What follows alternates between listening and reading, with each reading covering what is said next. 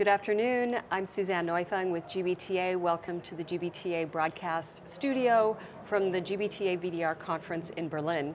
I am so pleased to welcome to the interview Christoph Carnier, who is president of VDR.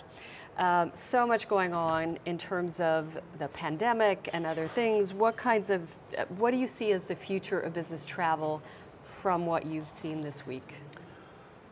Well, that's an interesting question, especially this week, I have to say, because before, or when we are planning to go here, a couple of weeks ago, the trend was for me a little bit clearer than it is today, I have to say, because we were all prepared, I think, for the restart of business travel after the COVID pandemic situation where we all had to deal with and affects our industry extremely hard. So that was for me clear. And on top, everything around sustainability, because this affects us all, and it is our responsibility also for our children to take care for this, and also carefully taking care for this.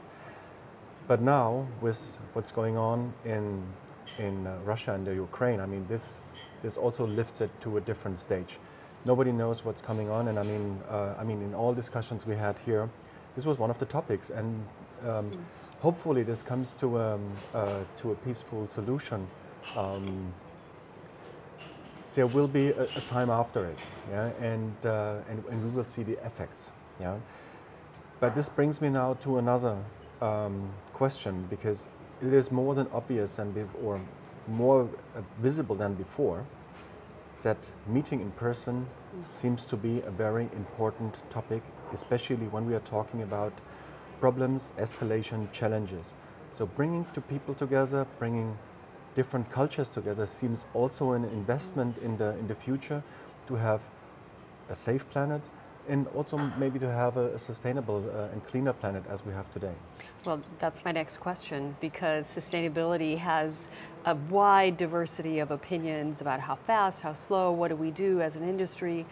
Where are you on this question of sustainability within business travel?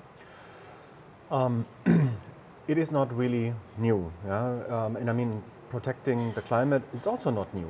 I remember when I was a child that they were talking about, we do a little bit, but now it comes with an impact, and especially during the last 2 years, it is also, from a governmental perspective, it is an obligation for all the companies to act. This means we have, for an example, in our company, we have a clear protocol where we want to be in 240. In 240, we want to be carbon 2 neutral already. And in 230, which is not too long ago, this needs to be implemented in all our supply chain, which is, 8 years is not that much. So it is really on the agenda of almost everyone. And the problem or the challenge is more, do we have already the right data? Where do I get the data? And also, finally, to see in the companies how to deal with it to bring this down. Because just eliminating something is not going to work. So there will be a carbon 2 footprint. Travel is just one, besides many others, especially when we talk about production companies. So there's many things which comes on top, where travel is just a part of it. And the companies need finally to decide, and there is usually other departments involved, how to decarbonize their whole footprint. When you think about the topic of sustainability and others, VDR has been quite active in lobbying throughout the history of the association.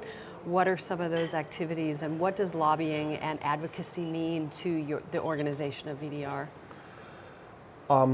Well, this topic, I have to say, has become a more and more important one, especially over the past 10, 15 years, I would say. Because I remember, I'm in this industry then more than 30 years already, where it was, I would say, the first 10 years was more or less zero.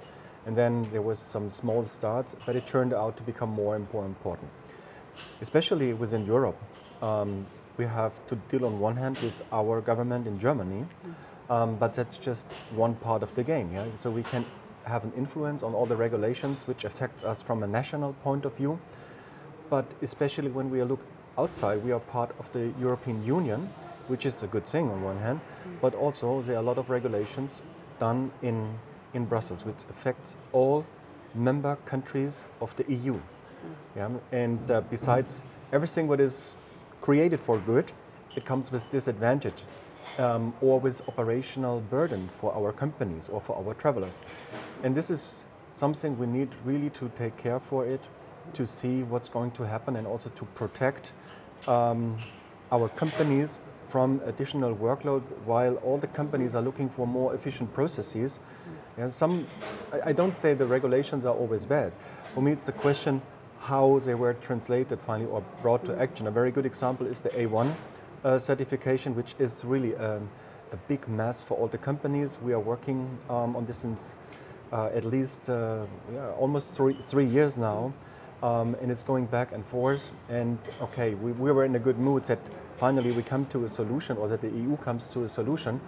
But now with the overshadowing situation in the Ukraine, I think we will not come to a solution within the first, or in the French legacy at the moment. But these are, for example, the things we have to work on, and they will continue for sure. So there's more work to be done. Our conversation will continue. Thank you so much for joining us. And thank you for joining us here at the GBTA broadcast studio from the GBTA VDR conference in Berlin.